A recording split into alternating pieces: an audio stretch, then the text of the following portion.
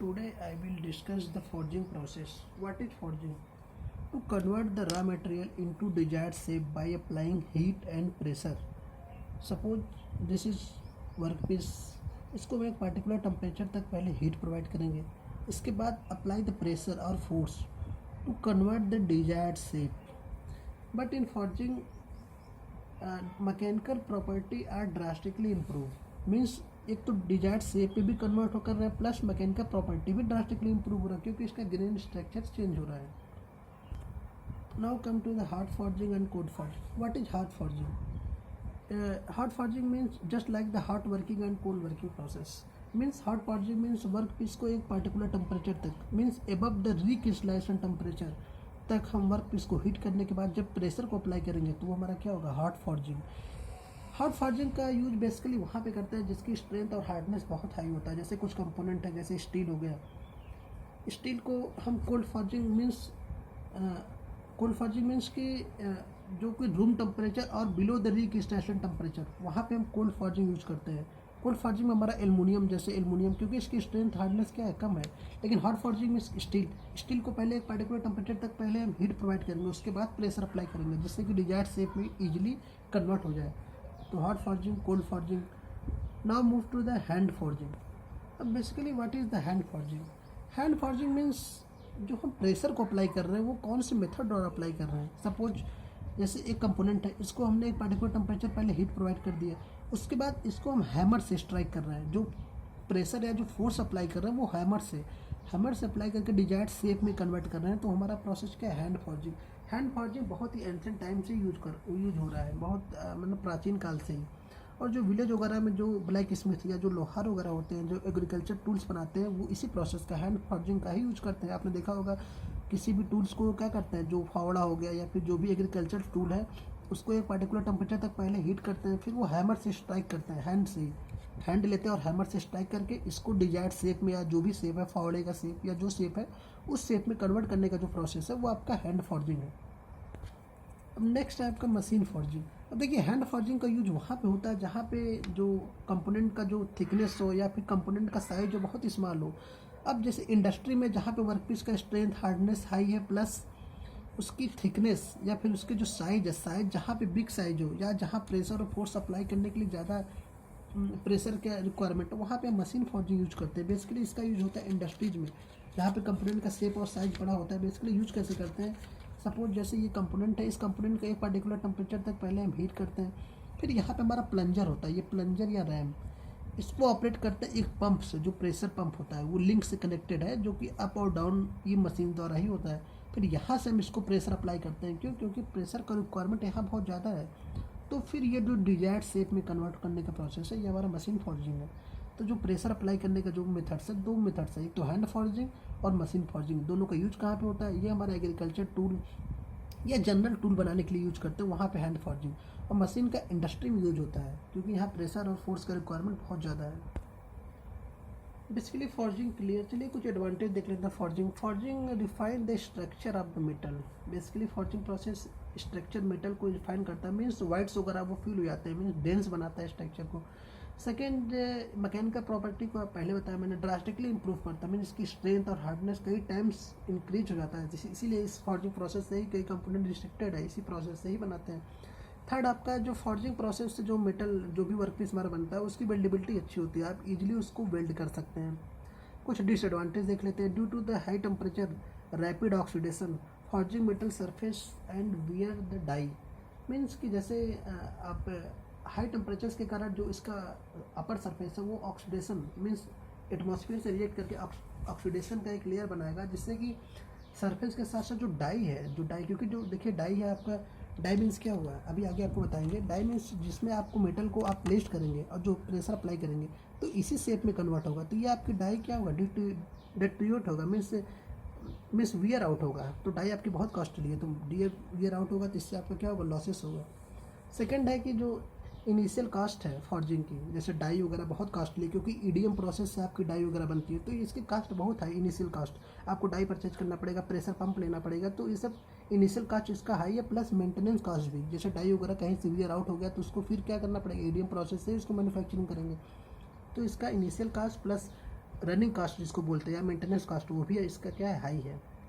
Third है आपका जो फॉर्जिंग प्रोसेस है वो लिमिटेड शेप के लिए है। सपोज जैसे बहुत ही कॉम्प्लिकेटेड शेप आ गया तो वहाँ पे आप इसका यूज नहीं कर सकते हैं। तो फॉर्जिंग प्रोसेस लिमिटेड शेप के लिए या डिजायर जैसे स्ट्रेट कोई शेप हो या फिर जैसे स्ट्रेट शेप हो गया या फिर रिस्ट्रिक्टेड टूल्स वगैरह का शेप हो, तो वहीं तक आप केवल जा सकते हैं और इससे आप कॉम्प्लिकेटेड शेप नहीं बना सकते। इसका एप्लीकेशन कुछ डिस्कस कर लेते हैं। देखिए इसका एप्लीकेशन आपको पहले ही बताया, वहाँ पे यूज करके जहाँ मैकेनिकल स्ट्रेंथ और हार्डनेस आपकी क्या बहुत हाई रिक्वायरमेंट हो, जैसे आपका ट्रैक्टर्स के पार्ट्स हो गए, ऑटोमोबाइल पार्ट्स, इंडस्ट्री और कटिंग टूल में बहुत यूज करता है। जो टूल जो कटिंग वगैरह में यूज करते हैं वो टूल, एग्रीकल्चरल टूल, हुक्स वगैरह हम जहाँ यूज करते हैं, और मिलिट्री के प्रोडक्ट यहाँ पे बनते हैं, प्लस एयरक्राफ्ट और मिसाइल प्रोडक्ट जो आपके हैं वो सब फॉर्जिंग प्रोसेस द्वारा ही बनते हैं कुछ पार्ट। अब ऐसा नहीं कि पूरा एयरक्राफ्ट ही आपका इसी से बनेगा। नेक्स्ट डिस्कस करते हैं type of die forging method. Basically कौन कौन से मेथड्स हैं जिससे यूज करके फॉर्जिंग प्रोसेस करते हैं। फर्स्ट है आपका ओपन डाई फॉर्जिंग। अब इसको बेसिकली ओपन डाई फॉर्जिंग क्यों बोलते हैं, क्योंकि देखिए आपका डाई कैसा होता है, आप डाई देख लीजिए पहले। ये आपका डाई है, ये आपका बहुत ही हार्ड मटेरियल से बना होता है ईडीएम प्रोसेस द्वारा, क्योंकि इसकी एक्यूरेसी बहुत रिक्वायरमेंट है। ये जो शेप है, जिस शेप में चाहिए एक्यूरेसी है, ये तो ईडीएम इलेक्ट्रो डिस्चार्ज मशीन या ईसीएम प्रोसेस द्वारा बनता है, जो कि बहुत ही हाई रिलेबल प्रोसेस है। उसको ऑपरेट करने के लिए ईडीएम मशीन वगैरह की बहुत कॉस्टली है, तो इसीलिए डाई वगैरह हमेशा आपको कैसा मिलेगा, कॉस्टली मिलेगा। अब ओपन डाई फॉर्जिंग मीन्स कि इसका जो एक जिसका जो बॉटम, या आप सपोज कीजिए बॉटम है, यहाँ पे आपने क्या रखा, वर्क पीस रखा, हीटिंग कंडीशन में हीट करके आपने यहाँ पे क्या किया, वर्क पीस पोस्ट किया। अब इसके अपर पे डाई नहीं होगा, इसीलिए इसको ओपन डाई फॉर्जिंग बोलते हैं। अब यहाँ पे आपका क्या होगा, ये आपका प्लंजर या रैम होगा, जिससे कि आप प्रेशर अप्लाई करेंगे। क्लियर है कि नहीं। अब आपको डिजायर्ड शेप जो मिलेगा, फाइनल शेप, सपोज आपने प्रेशर अप्लाई किया तो इसी जो गैप में आपका क्या हो जाएगा, वर्क पीस। ये आपका वर्क पीस है, ये आपका क्या है, डाई। अब इसी गैप में आपका क्या हो जाएगा, फिल हो जाएगा वर्क पीस। इसे देखिए, अब आपका जो जैसे आपने रैम को अप्लाई किया तो इसी शेप में आपका क्या हो गया, वर्क पीस। और ये आपका क्या है, रैम। तो यहाँ पे आपका ये रैम है, प्लंजर, ये आपका वर्क पीस है, और यहाँ पे आपका क्या है, डाई। अब जब रैम को हटा के आप वर्क पीस निकालेंगे तो आपका वर्क पीस क्या आएगा, ये आपका फाइनल शेप का वर्क पीस हो जाएगा। तो बेसिकली ओपन डाई फॉर्जिंग इसलिए बोलते हैं क्योंकि इसके अपर साइज में हम कोई डाई वगैरह नहीं यूज करते, डायरेक्ट हम प्लंजर से ही इसको प्रेस करते हैं वर्क पीस को। और सेकंड है आपका close die forging. Basically open die forging आप कह सकते हैं कि जो एग्रीकल्चर टूल्स वगैरह बनाते हैं वो ओपन डाई फॉर्जिंग ही है। जैसे आप एनविल पे किसी, ये आपका एनविल है, एनविल पे आपने कोई भी टूल हो गया, जैसे आपने प्लेट को रखा और इसको इसमें फावड़े के शेप में आपने कन्वर्ट किया, तो ये आपका क्या हो जाएगा, ओपन डाई फॉर्जिंग। अब देखिए क्लोज डाई फॉर्जिंग क्या है, क्लोज डाई फॉर्जिंग बस वही शेप है, इसमें जो आपकी डाई यूज होगी वो दोनों साइड यूज होगी। सपोज जैसे देखिए डायग्राम आपका, ये डायग्राम, एक डाई आपकी अपर लोअर बॉटम पे है, यहाँ पे आपका वर्क पीस है, ये आपका वर्क पीस है, और थर्ड आपका डाई अपर हाफ पोर्शन में, ये आपकी दोनों साइड डाई होगी, ये भी डाई, यहाँ भी अपर डाई, ये आपका वर्क पीस। अब जो प्रेशर अप्लाई करेंगे प्लंजर से, आप अपर डाई पे करेंगे, यहाँ से आप प्रेशर अप्लाई करेंगे, तो जो इसका फाइनल शेप आएगा, आप इसका फाइनल शेप कुछ इस तरीके से आएगा। ये दोनों डाई क्लोज में आएगी एक दूसरे के, और ये आपकी सेकंड डाई है, ये डाई अपर डाई, ये लोअर डाई।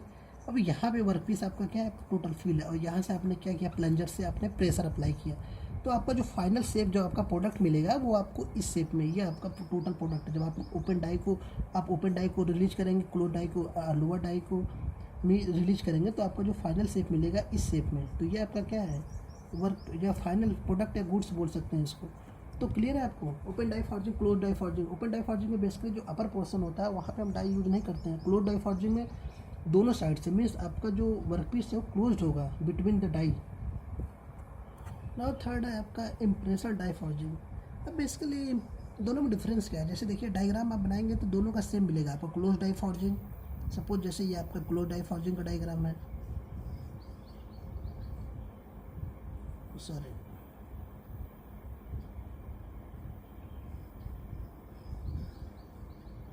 तो बेसिकली इम्प्रेशर डाई फॉर्जिंग का यूज कहाँ पे करते हैं, जैसे देखिए close die forging, impression die forging में दोनों में डिफरेंस ये है कि कुछ मटेरियल इसमें जो स्क्रैप होता है वो फ्लो होता है। क्लोज डाई फॉर्जिंग में जो मटेरियल होता है एक्यूरेट सेक्शन होता है, जो कि दोनों के गैप में क्या हो जाए, दोनों के गैप में दोनों के गैप में कम्प्लीटली फिल हो जाए। यदि आप दोनों डाई को देखेंगे तो आप क्या आपको बताया था मैंने कि दोनों कम्प्लीटली इस डाई में फिल हो जाते हैं, जो इसका एंड टच होता है दोनों डाई का वो कंटेक्ट में होता है। लेकिन इसमें क्या होता है, कुछ मटेरियल आपका जो स्क्रैप हो या एक्सेस मटेरियल होगा वो फ्लो होगा, तो दोनों डाई टच नहीं होती है। सपोज जो इसका फाइनल आपका शेप मिलेगा वो कुछ इस तरीके से मिलेगा। अब ये आपका अपर डाई, सॉरी लोअर डाई, ये अपर डाई, और यहाँ से आपने प्लंजर से आपने प्रेशर अप्लाई किया, तो जो मटेरियल आपका होगा एक तो इस शेप में कन्वर्ट होगा, प्लस जो एक्सेस मटेरियल है या फिर जिसको हम फ्लश बोलते हैं या स्क्रैप बोलते हैं वो आपका आउटर पे आएगा, यहाँ पे आएगा, आउटर में इसके निकल आएगा जो एक्सेस मटेरियल होगा। अब जब इसको आप रिलीज करेंगे तो जो फाइनल प्रोडक्ट मिलेगा आपको कुछ इस शेप में मिलेगा। यहाँ पे आपका एक्सेस मटेरियल होगा जिसको कि हम मशीनिंग प्रोसेस द्वारा करके निकाल देंगे, और जब इसको आप मशीनिंग प्रोसेस से निकाल लेंगे तो आपका जो टोटल मटेरियल है आपका मिल जाएगा। इसको बेसिकली वहाँ पे यूज करते हैं जहाँ पे मटेरियल का रिस्ट्रिक्शन नहीं है, जो कि रोक नहीं सकते हैं, या फिर जो एक्सेस मटेरियल जहाँ पे रिलीज होता है वहाँ पे हम इम्पर्सन डाई फॉर्जिंग यूज करते हैं। तो फॉर्जिंग, आई थिंक आपको फॉर्जिंग प्रोसेस क्लियर हो गया होगा। Open die forging, close die forging, impression die forging, plus तीनों में डिफरेंस क्या है और कहाँ पर हम इसको यूज करते हैं। Okay, thank you very much.